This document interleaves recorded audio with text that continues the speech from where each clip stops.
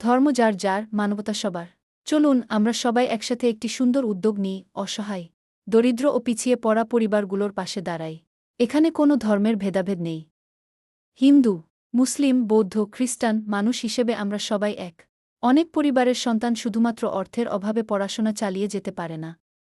অনেক অসহায় মানুষ টাকার অভাবে ডাক্তারের কাছে যেতে পারে না, প্রয়োজনীয় চিকিৎসা করাতে পারে না। আমাদের ছোট্ট একটি সহযোগিতা হয়তো তাদের জীবনে বড় পরিবর্তন এনে দিতে পারে। আমার কাছে আপনাদের কাছ থেকে কোনো টাকা পয়সা চাই না।